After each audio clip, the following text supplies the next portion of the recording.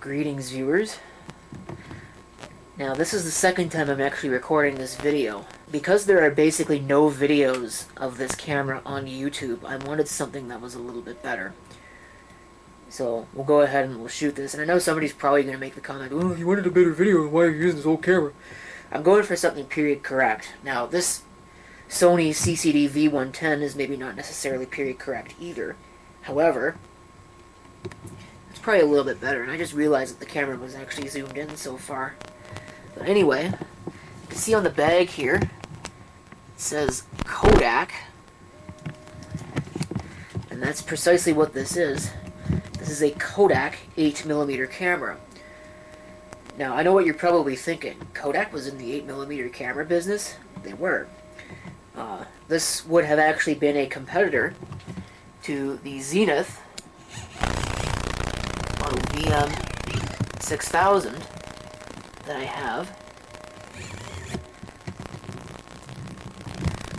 Would have been from around the same era, 1984. There's a news article, actually, that talked about the introduction of these things, and I'm going to go ahead and put in the video description. And talked about all the things that they came with, and all of the new features that Kodak boasted about these, as well as the initial list price. And I'm telling you what, people thought VCRs were expensive back then. This thing cost, I think, about $1,900 brand new, which if you're factoring in inflation, that's about $5,000 these days.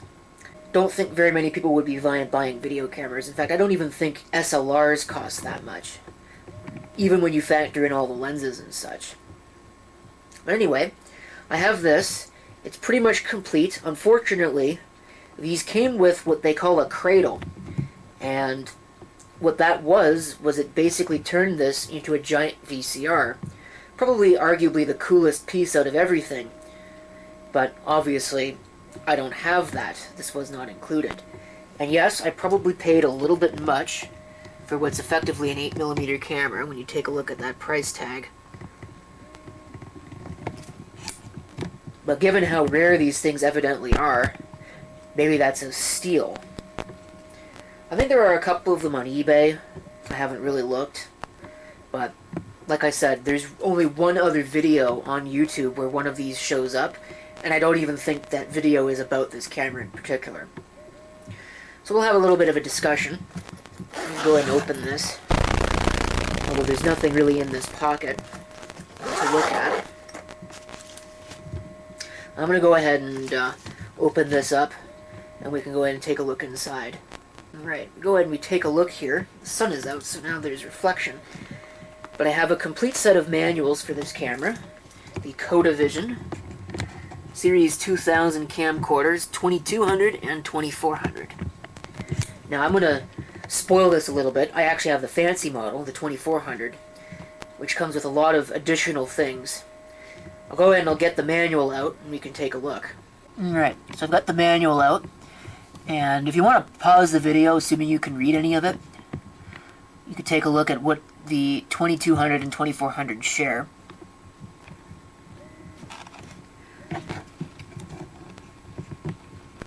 Try and get it in focus.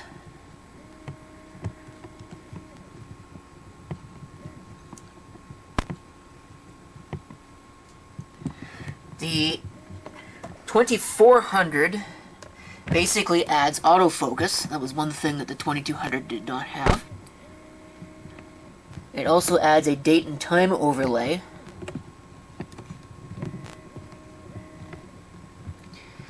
You can see there's also additional functionality related to the date and time overlay.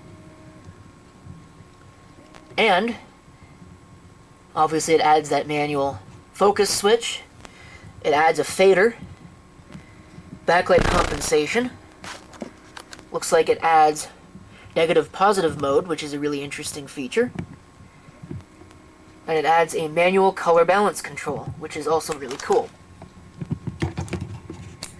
Let's go ahead and take a look at the rest of the things in the bag. Alright, taking a look at the remaining contents of this bag, we have this, which is not original. This Geneva wet 8mm video head cleaner. These tend not to really work that well. as far as I know.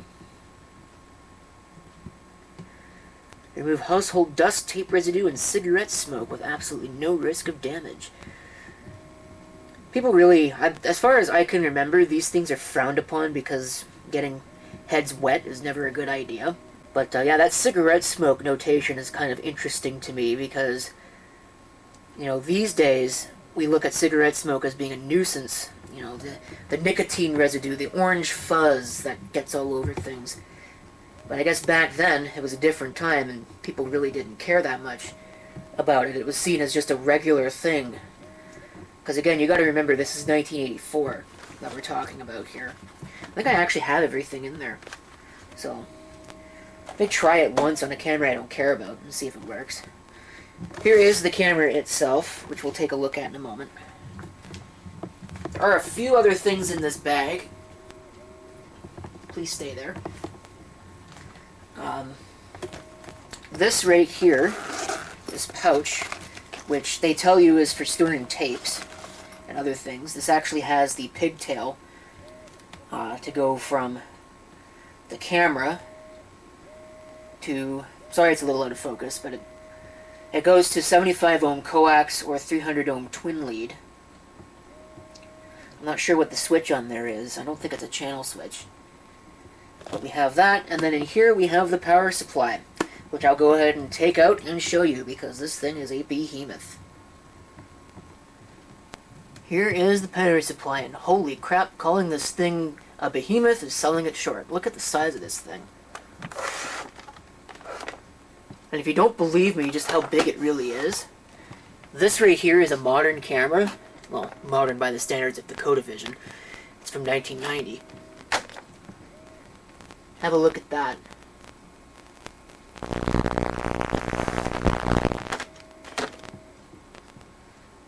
I don't even think it puts out that much power, really. Go ahead and we can take a look. Or I can try and take a look. It's going to be sideways, unfortunately, but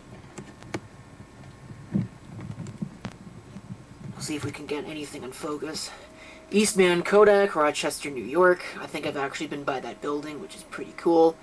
Converter charger, model number 150, USA and Canada, 28 watt. Also does 4N 110, 220, 240. That's cool. So it is voltage selectable. It puts out 10.5 volts at 0.97 amps. So yeah, not much power behind this, but it's got a big beefy transformer. And a lot of suppression circuitry. It's good quality. You certainly wouldn't see something like this with a modern camera. It does have television pass-through. And some basic functionality. Looks like the two switches are kind of interlined with each other. On the back, of course, there are AV in and out. There's your voltage selector, channel 3 and 4. It has an MPX filter, which kind of surprises me on something like this. And of course, antenna connections. The one unfortunate thing about this is the umbilical cord. That's all they give you. You don't get much. You know, it's probably maybe about 1.5 feet, if even that. So, kind of a little cumbersome to use. It's also worth noting, this is a charger, so the battery actually sits in here in the top. It's a really small battery. Ooh, and we'll show that when I get the camera out, because the battery is in the camera. I haven't taken it out. Also worth noting, this was an optional accessory. You did not get a power supply with the camera when you bought it. The cradle, that little VCR thing that it would have come with, was the non-optional accessory. And that was how you charged the battery and charged the camera, and you were expected to run the camera off of the battery. So it's actually a good thing I have this, because that battery, being a sealed lead-acid battery, is obviously no longer any good, and I can't find replacements for it anywhere, so you're pretty much stuck with running it off of AC line power unless you can rebuild that battery. I think there are probably companies that will rebuild the SLA battery bricks, but I'm not really sure if they do it properly. I've heard that a lot of those companies just redo them with NiCad cells, and that's not really the proper way to do it. Or maybe not even NiCad, but nickel metal hydride cells. And like I said, neither one is really the proper way to do it, because it's a different charging characteristic. So, oh well, AC power is better than no power, I guess. Let's go ahead and have a look at the camera now. Alright, here is the camera. Kodavision Series 2000. Camcorder 2400 autofocus. I'm a sucker for colorful things, so this control panel over here actually pleases me quite a bit. It's got your typical controls. Now, going from the manual, none of these controls are used during camera mode. It's just during playback, except for the eject, obviously. There's more controls down here. It's got an actual power switch, which, based on my experimentation, actually functions kind of like a circuit breaker. If there's a problem with the camera, it just flicks it off, which is really cool. There's 3 modes, obviously, because it actually has the cradle. So you've got camera, playback, and cradle. And it also has a standby, basically the same thing as a lock standby switch on a more modern camera. White balance controls, automatic or preset. I believe, again, that's functionality that the 2200 does not have, although it might. There's your preset button there. It's set to outdoor, but it's also got indoor. I think the outdoor tends to look better on these usually. There's your EVF, which I've gone ahead and moved out. This actually folds in. And it's basically just a standard EVF. CRT, black and white, nothing fancy. There's your fade button, backlight compensation, which is just a push. You have to push and hold it. White balance correction. There's your positive negative switch. And of course your auto manual focus button with a push to autofocus. Go ahead and we take a look at the front. It's complaining about low light, but that's okay. You might actually be able to make out the infrared focusing system. That's what those are. This right here is the microphone, obviously, and there's no foam because the foam is completely degraded away. In here is the battery. I can actually get that out. Just took the lens cap off. That's okay. Here's your lens. Kind of a small lens, but not too out of the ordinary for cameras of the time period. Here is the battery. Like, look at this thing. This thing's tiny. And yeah, I know the specs are upside down. There's not much I can really do. KV100, 8 volts, 1 amp hour. Obviously completely dead. It is an SLA battery. If you take a look, it talks about sulfuric acid, so that's how you know that it is a SLA battery. Sealed lead acid. If you wondered what that actually stands for. Can only go in one way, which is good.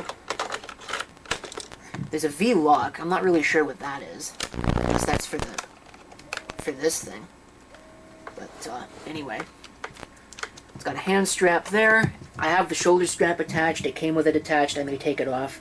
I don't generally like shoulder straps. I find they get in the way. Take a look. There are the controls on the grip right there that they were talking about. There's where you plug in. It says cradle, but that's also for the battery charger, as well as a headphone, well, earphone, because it's only one, it's only mono, and an external microphone, which is unpowered. I think that's pretty much it for the camera. So, what I'm going to go ahead and do now is we'll go ahead and switch over to it and have some demo video. I'm not sure. Alright, so here we are with the camera. I'm recording audio after the fact because apparently the audio didn't get recorded to tape, or for whatever reason it's not playing back. But this is the Kodavision Series 2400. There's the camera I was using, CCD V110. You can kind of see that this is very definitely a tube image sensor. You could just tell by the way the color looks. You can tell that it's a Vidicon. Is it a Vidicon? No, it's a Nuvicon tube. I don't know what I'm talking about. Trying out the power zoom. Zooming in up there.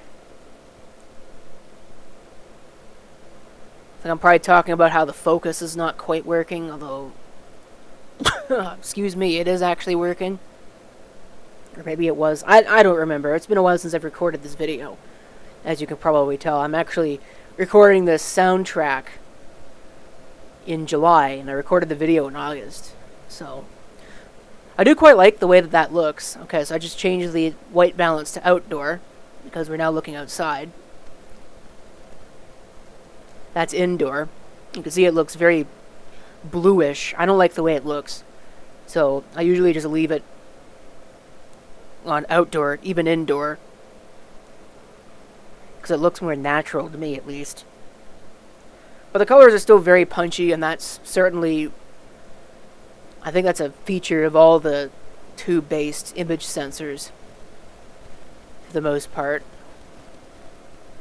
Probably talking about something important right now, and I don't know what it is. So, playing around with the focus, maybe. Because maybe I thought it wasn't working, but yet it is working. Yak, yak, yak. Yak, yak, yak, yak. There's the negative mode. Which, I'm sure it's got a practical use. I can't think of one right now. There's probably a reason to be recording in negative, but... You know, normally you just do that onto film, not onto actual tape. I'm probably talking about the backlight compensation, or possibly also the iris control, which I think I called a white balance control when I was going over the camera earlier. It's not a white balance control, it's a it's an iris control. I'm trying to think of what the other word is. Exposure would be the modern term. I still don't know what I'm talking about here. Probably something, again, maybe important, maybe not. More power zoom. Or I might have put it into manual focus mode now.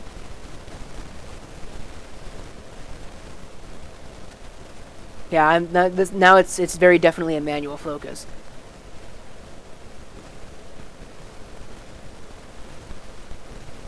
So, do that, zoom out, and then come up close. Here's where we'll try out the macro functionality. Because like all these older cameras, it's got a manual macro.